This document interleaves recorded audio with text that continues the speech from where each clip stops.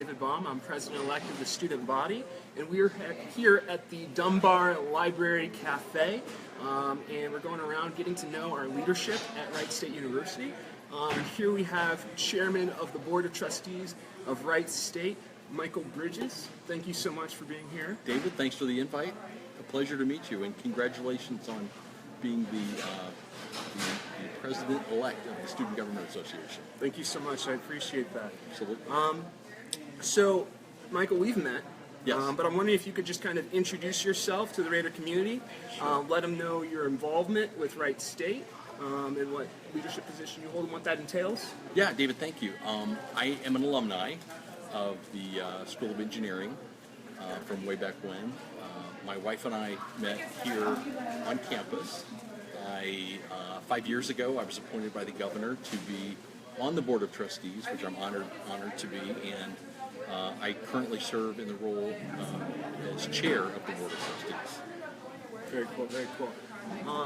And you said you have a son and a daughter who have graduated from Wright State? Yes, as well? both of our kids, Okay. now grown adults, have actually both have 2 degrees from Wright State. Okay. So we are really the Wright State family. Very cool. Very cool. Well, we're just going to get into it. If you don't mind, I'm going to start asking you some questions. Be great. I know that we're in a kind of a tumultuous time for the university. There's some concern, a little bit of confusion. So I just kind of want to take it back and ask you, how did we get into the situation that we are with the budget remediation and everything like that? What happened? Well, David, I'm glad you asked that. I mean, thank you. And this is a difficult time, but we're working on getting. And there's a multitude of factors. Let me go into that as to how we got here. Part of it was because the administration, and frankly the trustees, were not watching the expenses, the spending. The trustees, we provided a budget, approved a budget to the administration, and I don't believe there was nearly enough tracking and accountability that's gone on over the past couple of years. There were projects that were committed to, and many of them were very good, but some of them had overspending. Our enrollment has been up and down, and I don't think that the university spending has tracked along with that enrollment as it's gone up and down. I think we've made some good investments, but in certain programs, some of them they're very good investments, but they're going to take a lot more time to actually show their return on the investment.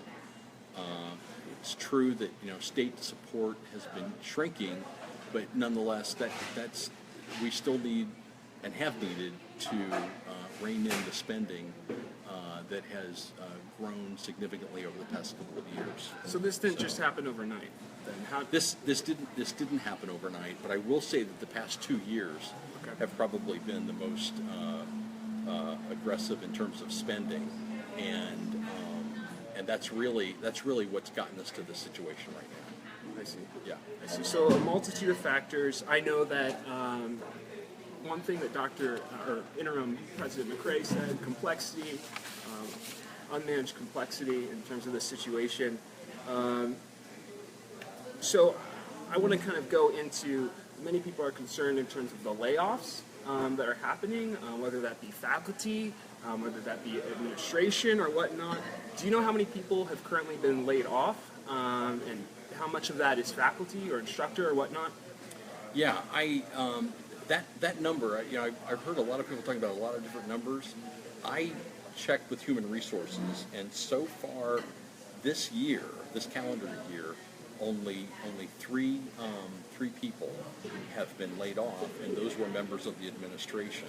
There have been no faculty layoffs, and I think that what we need to keep in mind is last year we had a voluntary incentive, VRIP, the incentive retirement, and there were 153 employees of Wright State who took advantage of that. Okay. So some people might be thinking, in fact I ran into a student last weekend that was talking about changes in people leaving the university, and turns out except for the three members of the administration, that were laid off this year. The rest were all voluntary retirements. Now, I will say that there are, special contract employees throughout the university that sometimes their contracts aren't renewed, but that's not the same as a termination or a layoff. I see. Okay, so I know that we're in this. It's the 100-day transition period, right? Right. And so what can we expect in terms of moving forward with the layoffs as well? Well, that's really something that our interim president, Dr. Kurt McCrae, is working on with the team of advisors that he has, and we're going to have to wait and see what they bring forward. The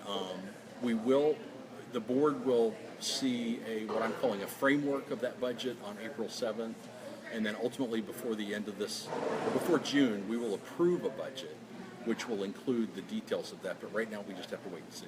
Gotcha. And I know that interim President McCrae, he has a transition team that's pulled together. Can you explain a little bit about that, maybe? Yeah, his really, the primary purpose of him being here is to do two things. It's to lay in a budget that's going to be workable for next year, and is going to balance, and then also to make sure that enrollment and the enrollment of our students stays up, and that means what we have to offer them is the opportunity to see the great college that Wright State is. I love this university. It's been great to me. It's great to my family. It's been great to this community, and that's exactly what our students need to know and understand. So we're going to just switch gears just a little bit. I know that there's been concern in regards to audits. The Moran audit report. Many people think that should be public knowledge. So can you explain a little bit to me why the board has not released that, or the rationale behind that process? Sure. Well, a couple of years ago, when the federal government approached the university and talked about a federal investigation that was going on, and brought it to our attention, that was back in February of 2005. We were shocked by that. Dr. Hopkins was, the board was, and we felt, well, what else might be happening that we need to know about, so we can make sure that the university is, running on all cylinders and everything's running appropriately. And so the board ordered an audit done by a nationally recognized firm, Moran. And Moran performed that audit, and we have seen some interim reports of that. And at this point, it's gone final, and it's still under attorney-client privilege. On April 7th, there will be a board meeting where we will vote to release that, and I hope that indeed is the case. I will vote to release that document. The taxpayers paid for it. It's extensive. The fact is that almost everything that's in there has been fixed, has been remediated. Changes have been made at the university, and that's a good thing. So, and the other thing is, we didn't want to release the document and find ourselves affecting the federal investigation. Of course, that was very important, and so we're doing it. We would be able to do it now with without interfering with the federal investigation, and that's obviously very important. Gotcha. And so I'm going to switch just a little bit again. We got quite a few topics to cover.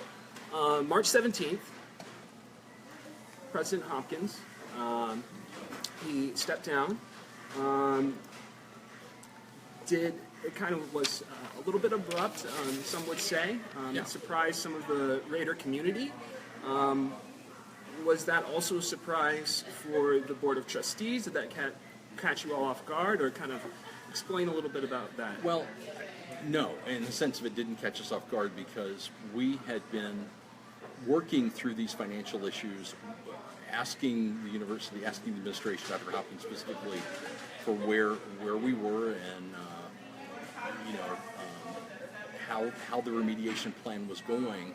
And so earlier in the week, Vice Chair Doug Fecker and I had a meeting with Dr. Hopkins, really to talk about the remaining, at that time, I think 110 days before the transition where Dr. Schrader was going to come in. And during that discussion, what really, through the discussion, what Dr. Hopkins offered was for him to step down and transition out of the leadership role of the university so that a transition team could be brought in to make some of the very difficult changes that probably should have been made over the past 2 years. Not probably, they should have been made over the past 2 years. And so I applaud Dr. Hopkins for his willingness to do that, because even he recognized there were difficult things that have to be done. And so the board knew something was going to have to change. Dr. Hopkins very graciously made that decision. The board accepted his resignation, and we were able to get Dr. Kurt McCrae to come in. We had met Dr. McCrae during the presidential search, not as a candidate, but it's very customary for a university to bring in an individual of his capacity to do something called an operational review. And during the operational review, what you do is you have an individual such as him. He had been the president of 4 separate universities and a very long career in higher education, to look across the university, and I think he met with 80 people. He spent 5 days here. Student government as well. Student government, very good, David. And he then shared what I, for lack of a better term, called the good and the bad and the ugly with our, at that time, 2 remaining candidates for president. And so he really had a good idea of what was going on here at the university. So when Dr. Hopkins made his decision, the board worked to decide, well, what would be the best step for the remaining 106 days between Dr. Hopkins stepping down and when Dr. Cheryl Schrader arrives as the 7th president of Wright State on July 1st. And that decision was I believe a very good one, because Dr. McCrae has done this kind of thing before. It's not easy. It's hard, but it is exactly what we need, what the board is asking the administration to do to get things back on track. So I hope that answered your question. Yeah, okay. yeah, and I know there's even more transition as well, because we have, I know that Dean Soblik has also stepped down, and Dean Lee as well. So, and these are, some deans that students know and love. Yeah. And so, so what's the process going to look like for getting a dean in those places again for our students? Well, and David, I'm glad you asked that, because with transitions like this, it's extremely common in institutions, all institutions, and certainly in academia, that when there's an approaching retirement, and everyone's aware of it, like there was with Dr. Hopkins, that leaders, leaders within the organization will take that opportunity to move along, to move to other places. I got to tell you, we have some wonderful leaders here at Wright State, and we're certainly going to miss Dean Soblik and Dean Lee. And however, when Dr. Schrader gets here, that'll be one of the very first things that she does, is to build a leadership team that she's comfortable with and that can take the university forward, because that's exactly what this university is going to do, and that's a very customary part of the process. So while we understand that that's really just a part of the process, and that can happen. And frankly, there could even be a few more changes before we get to July 1st. Individuals who may choose to step down, step aside, move on, retire, those kinds of things. Those are just a natural part of what happens in an institution during times like this, during transitions. Sure, see that. So within this 100-day transition period, what else can we expect for the Raider community, for Wright State here? for our students? Yeah, I would. There are going to be probably a few things. One is first and foremost the budget. The budget that the administration is going to provide to the for approval by the trustees is going to be one that makes some changes. It makes changes to the fundamental, not to the fundamental mission that we have as a university, which is to provide an affordable and exceptional education to our students and to our community. That's not going to change at all. I mean, that will never change. What will change though is some of the administrative, what people have called the administrative bloat that exists in some places. Admittedly, that needs to be fixed. Maybe some programs that haven't been providing the return that are asked for of the programs. Some changes like that. We're going to see those as part of the budget. And what the board has also asked for is a $5 million line item in there to begin to restore the unrestricted reserves. Okay. We think that's absolutely critical and going forward. And also with regard to the budget, let me just make one more comment about the budget. What we haven't had that we absolutely will have, we will have it going forward, is the accountability for the budget, essentially on a monthly basis.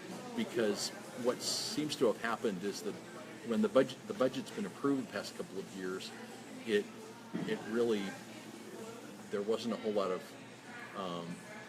following of that budget, and that has greatly contributed to where we are today, and that simply cannot go on. A household cannot live with uncontrolled spending. No organization, no institution, and certainly not our university cannot live like that. So that will have to be fixed. And I have personally, and Doug Fecker, the vice chair of the board and chair of our finance committee, both of us have talked to Dr. Schrader about that. She gets it, she understands it, and she's fully committed, in her administration to making that work. Other things that might change. The federal investigation that's gone on. We, unfortunately, the university doesn't have really any control with regard to the timing of that. We've done we ordered and have seen the drafts of the Plant Moran report. So that's going to be hopefully approved on April the 7th, and all the rest of the trustees approve that. With that, there may be some outside referrals if there was any wrongdoing. We don't know that, but we will ask in the resolution. We will ask our general counsel to take a look at that. Because we need to get the university on heading in the right direction, the right track. That's all part of that. Definitely. And then also we'll ask the administration if there are any personnel changes up to and including termination that may occur, and there may be. And I know that a lot of folks have asked about the two members of the faculty. Yes. I think was you're my probably next going to ask question. that. Yeah, no, that's exactly. Two members of the faculty that are out there, Dr. Narayanan and Dr. Gambi. Right. Thank you. And those are members of the faculty. They fall under the collective bargaining agreement. So even though Dr. Narayanan's position as provost, he was taken out of that position, he's still, both of the two of them are members of the faculty and are still being paid. And so we've asked the administration to consider So there's a plan. all of the personnel decisions, Okay. of which those would fall under that. I see. And I'll tell you, even some of the faculty have asked, why are they still on the payroll? Right. And these are members of the faculty. So I think there's a general sentiment that something needs to be done, and we're asking the administration to address that. So that's part of the federal investigation. One more thing about the federal investigation, and we don't know this, but it's certainly possible that that the university could receive a fine in terms of that settlement. Again, we don't know that, but something that the board on April 7th, as part of the resolution, may ask the administration to consider for the 2018 budget is setting aside a certain amount of funds just in case that happens, so that there is provision for that in the 2018 budget. Again, that's something else that you may very well see. Any idea what that? We don't. Okay. we're that's still in discussion to try to figure out Surely. what that is. Surely. So we've asked for quite a while to know that from the federal U.S. attorneys, but they're not there yet in terms of having that. I would also say there are probably one guess why this is taking so long is that there have been obviously a number of changes in the office of the U.S. Attorney, Southern Ohio District. Okay. You know, with the change of executive branch leadership, these things just take time. Surely. That is completely out of the university's control. Right. We just have to wait and see. There could, again, changes that you might see coming up. There could be, as part of that resolution, the board may ask the administration to look at a civil legal action, because certainly the university has had to incur a lot of expenses with regard to the federal investigation. And by the way, I should have mentioned this, the investigation referring to H-1B visas. And so what we may do is ask that the general counsel consider a suit of some kind to help recover those funds. But mind you that we would have to ask ourselves for the expense of doing that and the viability of receiving those funds. Is that a worthwhile thing to do? Right. We will consider that. So we're looking at that. There will be more changes with regard to a transition. You know, there were a lot of changes that probably should have happened. Again, not probably, but should have happened over the past 2 years. Right. Because they didn't happen, they're going to have to happen to a greater degree here now. The goal of any of these changes, though, remember, is that we protect our primary mission, which is exceptional and affordable education. I believe that we owe that to our students and we owe that to our community. And I personally and my family received that. Mm-hmm. Both my wife and I were first generation students. Oh, wow. We received exceptional affordable education, and I believe that we have a responsibility to give that back to the community to the greatest extent that we can. The contract with the faculty union comes up every 3 years, and that actually comes up in June 30th is when it expires. We're probably going to extend that because I believe that more time is needed in order to, to do that properly and do that correctly. And so, and I, certainly we want, just like we have always had, good faith negotiations to get to a place where that's a workable contract for all parties involved.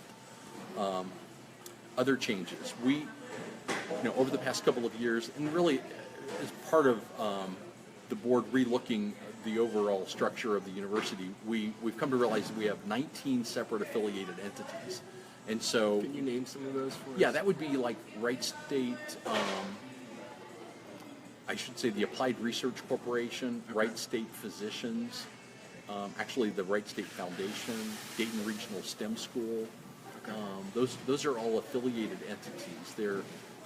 And so quite a while back, the university approved as trustees an affiliated entity policy, and that policy lays out the tenets of how an affiliated entity will work with the university. And so there's a new compliance officer that's also been hired last year, and that was really part of our work in understanding where we needed to be after the federal investigation began. So we're in the process of using that affiliated entity policy to look at each of the affiliated entities. And so, that's one of those things where there could be changes there, and we may see those kinds of things. So those are some of the things on the horizon. So there's quite a lot, is what it seems. Exactly. To say the least. And that being said, we have, after this 100-day period, we have Dr. Cheryl Schrader coming in, and I'm excited for her leadership. I've met her several times. Good. Me She too. seems like an very awesome and competent person for the job at hand. Can you tell us a little bit about why the board thinks she is right for the job? Sure. She was one of 61 candidates. We had a 23-member search and advisory screening committee, and ultimately it was a unanimous decision on the part of the board to bring Dr. Cheryl Schrader in as the seventh president, first female president of Wright State. It's exciting. The fact is, higher education is changing really all across America. It's changing certainly in Ohio, and the model of really just brick and mortar nonprofit state universities exclusively providing education, that's really gone. There are lots of other competing entities that now provide education, and we have to realize that, and frankly we do realize that, and Dr. Schrader realizes that. So she probably will need to make a few changes when she gets here too, although a lot of things will happen over the next 103 days and are already happening to prepare the university for when she gets here and for our future. You asked why do we believe she's the right person for the job? Right.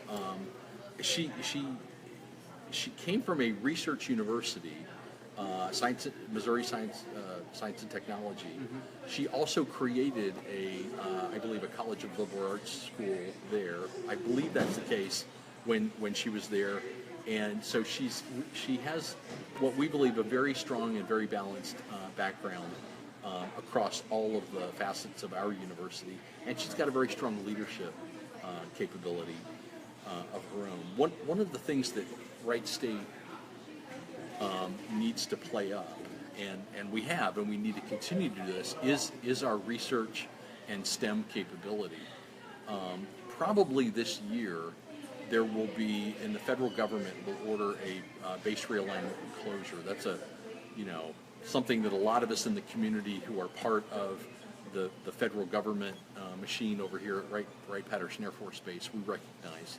Wright State plays a large role in that, because in any community, education and the whole academic capability that's offered in a community is a key part of how communities are looked upon. And Wright State, along with our other academic partners, that's a big deal. Right. And it's a big thing. It's a big deal to Dr. Schrader as well. And I think that having her capability there, her leadership there, and not just in the technology and the research, but also in all facets of education for our 17,000 plus students here, that's really important. So Definitely. we're really looking forward to her arrival and the transition on July 1st, and how her leadership is going to take the university forward. Definitely, I know students are as well. And then, we're going to start to close up here, but I want to ask you, is there something, one thing or whatnot that you want the students, faculty, staff, and other supporters of Wright State to know about what's happening with the Board of Trustees right now? Maybe one or two things, most importantly. Yeah, we get it that there are changes needed. I think that over the past couple of years, I will admit we were there when these things happen, and it's up to us to provide the governance over the university. We don't run the university. That's up to the president and the administration, but we do have a governance responsibility. And so ultimately the institution's long-term health and growth falls on our shoulders, and we get that and we understand that. And I will tell you, I have been both deeply troubled, and I have been working diligently over these last few months to help make this transition, and that goes for the entire board. And certainly, I'll give a shout out especially to Vice Chair Doug Becker, who led the search committee and has also been diligently working on as the chair of the finance committee. And I know that we've had our financial struggles, but it's taken a lot of hard questions just to try to begin to pave the way to understand the issues to get ready for the future. we are all volunteers, and while that doesn't relieve us of any responsibility by any means, because we were appointed by the governor, we gladly accepted these positions. And the thing that binds us all together is we care very deeply about the university. That goes for all of us. So I mentioned that my wife and I met, actually, we're in the library, we met in the library 37 years ago. Our kids are graduates, we're a Raider family. And I know there are a lot of Raider families around the community that I was even reading on the Wright State newsroom, there's three generations out there. So I think one thing, and we're going to be closing up here in a minute, one thing I would really like to ask, and that is of our students and the families that are a part of Wright State, and that is I would ask you to stick with us, because this university is going places. It really is. We're going through a rough patch right now, and I don't mean to downplay that sounds like I'm poo-pooing it. I'm not. It's been a difficult couple of years. Don't get me wrong. But this university it's an institution. It's been around for 50 years. It's going to be around for another 50 years. And we have some world-class programs. There are some things that we offer to this community that I don't think aren't offered elsewhere. And we're a community of faculty, administrators, students, alumni who care deeply about what we represent as Wright State University. And hang in there. We'll be to the other side of this soon, and we will be stronger for it when we get to the other side. Well, thank you so much. I really appreciate you being here and talking with us and the Raider community. Do you think that we can do this again? Have a conversation again sometime? I would love to. All right. Well, I appreciate it. Thank you so much, and thank you, Raiders.